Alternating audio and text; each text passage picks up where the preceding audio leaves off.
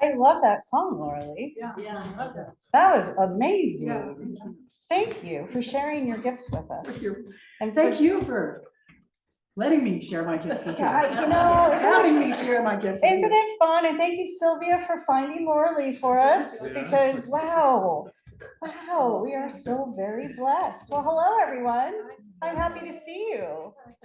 I'm happy to see you on this little drizzly day. I thought the rain was supposed to stop this morning. That's what we get for thinking. That's what we get for thinking. That's what we get for thinking. So today we're going to talk about ripples, the art of mindful living.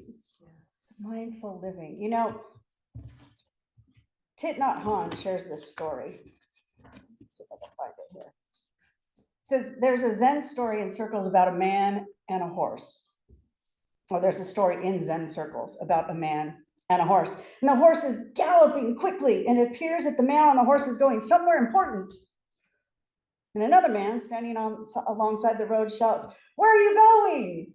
And the first man replies, "I don't know. Ask the horse." Right? That's also our story sometimes. Where are you going? I don't know. Life is just taking me on its path. Right? So sometimes it feels like we can't stop it. We can't stop whatever's going on in our life. And the horse in this story is the habit that's constantly pulling us forward. Right? It's pulling us along, and we then become powerless over that habit. We become powerless and we start to struggle. Even during our sleep. Does anybody ever have dreams that feel like a struggle? Oh, no. No, never. Right? That's still, it's going on. Even in our sleep, our minds are playing out struggles in our lives. Right? And that shows that we're at war with ourselves in some way, is what Thich Nhat Hanh says. And he says, we have to learn the art of stopping, he says. Stopping our thinking, our habit energies, our forgetfulness, and the strong emotions that rule us. Strong emotions that rule us. I love that. I love that. Today, when we're talking about the art of mindful living, I'm reminded that when Martin Luther King Jr. marched in downtown Chicago against the Vietnam War in 1967, it was a few months after that he and Thich Nhat Hanh met. Thich Nhat Hanh is called Tay by his followers. Tay means teacher, right? And they did so under a banner. And this banner, both in English and Vietnamese, said, "Men are not our enemies. If we kill men, with whom shall we live?" It's translated to today's language. We are not our enemies. If we kill ourselves, with whom do we live? Right? Tay and Dr. King shared the insight that it's not other people who are our enemies. Instead, our enemies are anger and resentment, hatred, fear, and discrimination. Those are our enemies, not other people. Not other people. If we recognize that, our panic and worry about what might be going on in our country can fall away. If we recognize that, if we get into mindfulness, we can recognize that the path of not hating the enemy is a spiritually profound practice. It's spiritually profound.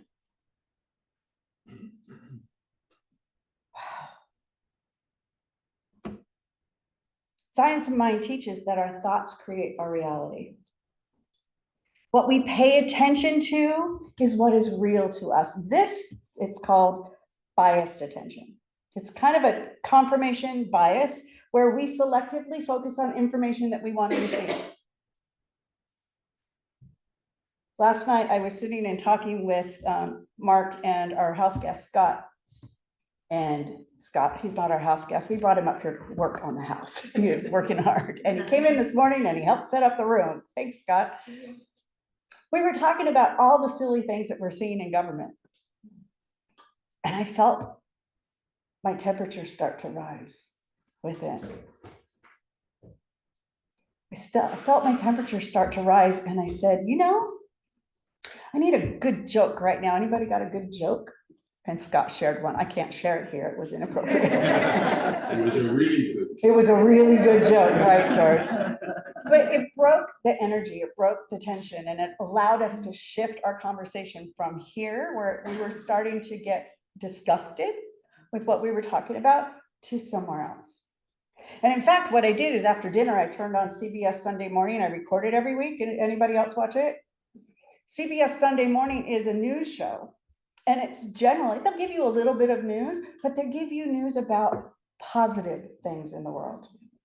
It's one of my favorite shows. I've been watching it for decades. I record it because I obviously can't watch it. I'm here, right? But I record it, and when I'm feeling like that, like I need some positivity in my life, I turn on what I call my good news. I'm going to watch my good news, and Mark inevitably will come sit down and watch it with me. He always ends up sitting down, like, wow, that's a really good story. I didn't know this about that musician, or I didn't know about that artist, or I didn't know about, right? So we're always learning something, and it's always good stuff. It's that constantly shifting your attention to where you want it to be, because what do we see out here? Blue heron. Oh, a heron, cool. Landing. They're It's, landing. it's landing. Sorry. It's big. I don't see it, but there's a blue heron. It right landed. there. Oh, it landed. I see. Safe landing, right? It's practicing that over and over and over, because you all know if we watch the news, what happens? Get sick. We get sick. Yeah, we get sick. So constantly shifting, constantly changing. Now, I went to another religion one time years ago with a friend of mine. I said, listen, I want to learn about your religion. You come learn about mine. This is when we were called Science of Mind, and his church had a very similar name. You can imagine what it was. And I went in and I took their survey, and I sat down with a person who was looking over their survey, and they said to me, you know, the world is not as wonderful as you seem to think it is. You look at the world through rose-colored glasses. And I looked at this person and I said to them, I like it that way. Yeah. I will choose my rose-colored glasses. I'm fine with it. I'm choosing to see the good in the world. I think I was deep in ending Prac 1 at the time. So it's been 25 years, right? I'm happy here. And this person kept trying to convince me that the world was terrible. And I said, you know, I appreciate your perspective, but that's not my reality. And we finished that person immediately ended our meeting and walked me out the door, said, my friend will meet me outside. Yay. And I was like, well, okay, then I will Yeah. go stand outside rather than in your waiting room. I'm fine with this, right? They walked me out the door because I wasn't buying into that negative. Do you have people that have been in your life like that, right? And if you keep bringing in the positive and refocusing, because believe me, I can fall down the negative path. Oh. I can, we all can, we're all human, right? I have had friendships end because I've chosen not to go there anymore. And they end beautifully. It's never I don't like you anymore, we can't have this friendship. It's just they fall away. They fall away. And that's something that happens in these communities as we get involved and we start to see things through those rose-colored glasses. You know, in the 80s, I had those big glasses and they were pink toned. Those people tend to fall away from our lives. And there's a tendency to feel as though, oh, I've lost something. I miss them so much. I've done it. Oh, I miss my friend. But then I go back and have coffee with them and I realize I don't miss them. I miss the camaraderie we had when I was that version of Eileen. But I'm not that version any longer. I'm not that version. So I'm choosing something new. So this biased attention, that's where I already said we're selectively focusing on information that confirms our views. This in turn influences how we relate to others and ourselves. So, as Ernest Holmes says, we exist in limitless opportunities which are forever seeking expression through us. Destroy the thought that would place a limitation on bondage upon any situation or condition. He says, talk to yourself, not the world. There is no one to talk to but yourself, for all experience takes place within. Takes place within. Conditions are reflections of our meditations and nothing else, he says. But there is one mind, that mind that is our mind now. It never thinks confusion. It knows what it wishes and how to accomplish what it desires. It is what it desires. It is what it desires. Last week I talked about looking for a relationship. And my minister said, go be the person you want to date. Yeah, it is what it desires. Right? So let's talk about how this looks like. A commonly heard phrase in Centers for Spiritual Living circles is creating a world that works for all. What does that mean? What does that mean? And how often do we really look at what that means? Right? Who decides what works and who do we include in this all?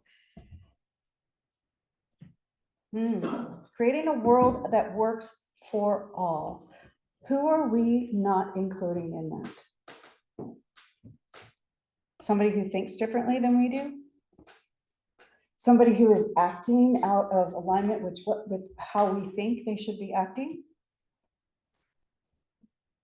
Somebody who doesn't have what we have, or somebody who has what we want? That's called jealousy, right? Somebody who is a different color or from a different culture. Are they included? What about socioeconomic? If they don't have, they're living on the streets, they're unhoused, right? Those that don't have enough food. Or those that are sitting in their pity pot. Do we include them? Right? Part of spiritual growth is to begin to critically examine these things. We look for places where our stories lead to separation rather than unity. So if I'm looking at someone and I feel separation, I'm going to look at the hat.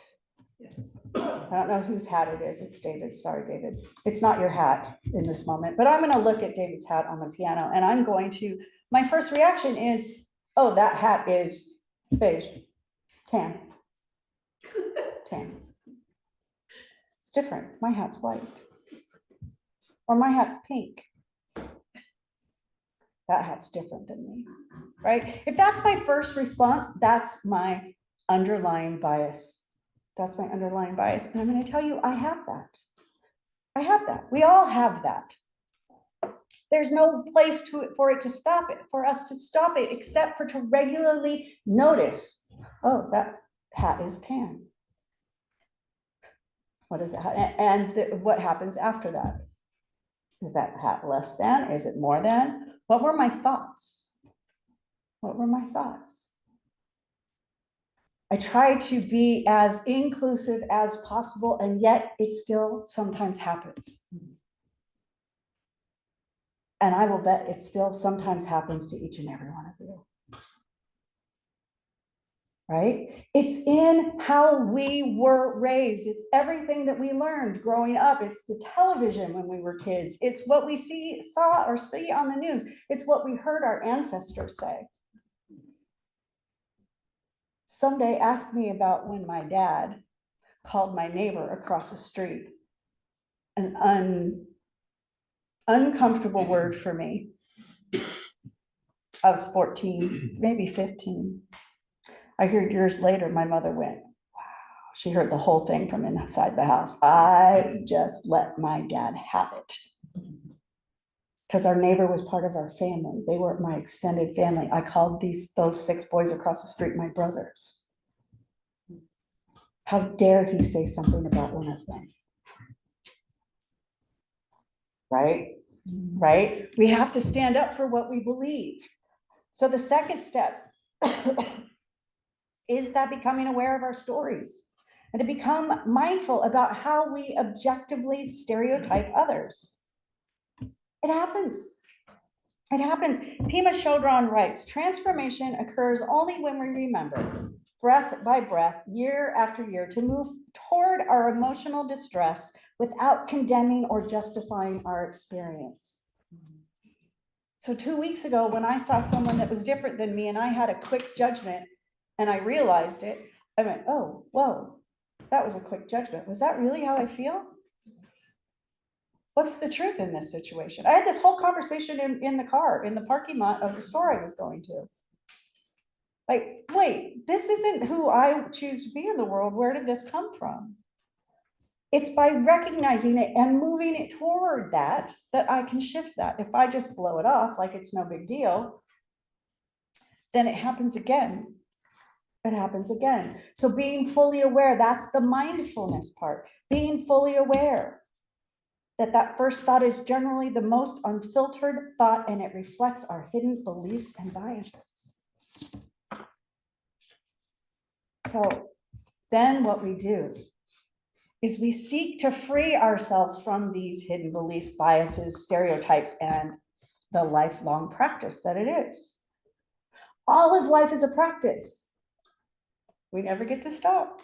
We're always practicing, we're always becoming, we're always learning and growing. There's no end goal, but the more that we practice, the more likelihood we have to live a fulfilling life. Ram Dass, mindful practice reminds us, as Ram Dass said, be here now. Be here now. Everything we experience in the present moment, that we get to choose what each moment looks like. We get to choose what each moment feels like. We get to choose how we're going to react. Just like last night when we were going down the politics conversation, I went, I'm choosing different. Somebody tell me a joke. The better, the better. Yeah. In private though, just saying. I love a good joke. My grandmother had books of elephant jokes. Books and books and books of elephant jokes. When we were sitting around as kids and the adults would talk about whatever was going on in the world, my brother and I would go into the box that grandma had, the little box in the back bedroom for kids things. There were like 6 things in there. We played with them every time we went to visit for like 10 years. But they never change. And we would go and pull the joke book out and start reading each other jokes and then laughing. And pretty soon the adults would go, what was that joke? Read it again. Wow. And pretty soon we'd be passing the joke book around the room. Mom, dad, my brother, I, grandma, and grandpa. And we'd be telling each other elephant jokes. That and knock-knock jokes. We always had knock-knock jokes. We didn't realize that we were shifting the consciousness of the room. We were just being kids, bored and wanting to do something fun. But it always shifted the consciousness of the room. It always changed. So by the time we sat down to dinner, the conversation was more interesting. It didn't feel as heavy. You know, we were still kids getting in trouble at the dining table, but you know, that's what kids do, right? It's about practicing those things. And as Thich Nhat Hanh says, many of us get swept away by events and situations around us and by whatever we see and hear. We lose ourselves in it. This is why we must also cultivate freedom from the crowd. I love this, freedom from the crowd. When you have real freedom, even if the crowd is shouting or going in one direction, you can still be yourself. You're not swept away by the emotions of the majority when you are being yourself. So rather than get caught up in the crowd mentality of anything, I'm going to be myself. When other people are complaining about something, I'm going to tell a joke. I'm going to ask somebody to tell me a joke. I'm going to turn on my good news show. I'm going to do something that makes me happy. Right? I'm not going to get caught up in it. I'm going to take a class. I'm going to teach a class. I'm going to listen to something inspirational online. It's really powerful to recognize what those things are, what those natural biases are, and where our attention leads us. This week, I want you to pay attention to that. Where is your attention going? And why? Why? And then if it's going somewhere you don't want it to go, redirect. It's kind of like training the puppy, right? The puppy does something wrong. I don't want him to chew on that cord. I redirect him to something else. I don't yell at the puppy. I don't scream at the puppy. I redirect it. Okay, well, I did yell at him yesterday when You he ran all the way across the golf course, chasing a flock of birds. He's figured out that they will fly if he chases them. I did yell at the puppy yesterday for that, but generally I redirect. I redirect. Gentle with my puppy, just like I am with myself. It's important. It's important. Now, we are going to have a recommitment ceremony at the end of service. So I want you to be prepared for that. And I want you to also be aware that as we do this, because this is the Sunday closest to Valentine's Day, right? Did you all get your heart? Yes, thank Yeah. you. There's your heart from me, Thank you. your Valentine's. I wanted to share with you, Reverend Gail and David have a daily practice. They read this to each other every day, and she printed off some copies. They're on the back table of what they share with each other. This has been their practice for how long? Over a year. Over a year that they've created this and been We reading change this. it up. Right, they change it up. You could create this for yourself. You could recreate this with your partner, your best friend. Whatever it is that you want to do, you can create something like this. So they brought this as their Valentine's Day gift to you. And if we run out, we can take photos and I can send them to you. But this is another way of being mindful about who we are in the world. So your homework this week is to recognize where in your life that you allow these biases and prejudices and preconceived notions to prevent you from seeing others the way they are. Just notice. Just notice. And then think about, how do my hidden biases prevent me from treating others with loving kindness? How do they prevent you from treating others with loving kindness? See what happens in the world when you start to shift to that thinking. Practice love all the time and see what happens. All right, let's pray. And knowing that there is only one source, one power, one essence that moves in, through, and around, I call it love. With a capital L, I call it love. I call it God. I call it divine presence. I call it that divine source within. And I know that that essence, that being, that energy is moving in, through, and around each and every one of us, because I know that it is here, right here in this space. It's right here. It is closer than hands and feet. It is currently pumping our hearts and filling our lungs. It is growing our hair and our nails. It is constantly moving as us, through us. It is everything that we can see and everything that we cannot. It is all of life, all of love, all of it. So I'm knowing in this moment, that anyone that is looking for a healing of any kind, physical, emotional, whatever healing they're looking for, it is happening in this moment. I'm knowing that anyone who is looking for more abundance in their life, whether it be financial or friends or housing or food, that is happening right now, that the universe is providing it. I'm knowing that everyone, everywhere, all the time is being served by a God that knows only good, by a God that loves them. And I'm knowing that each one of us opens our hearts and our minds to receive those blessings in whatever form they come, knowing that they are indeed gifts from the divine. So I just say thank you, Spirit. Thank you for this opportunity. Thank you for this reminder that all that we desire is ours now, that all that we crave is ours now, that all that we choose to share with the world is already ours. And so I release this prayer into the law of mind, knowing that it is already done. And if you will please join me in anchoring it, will you please say with me, and so it is.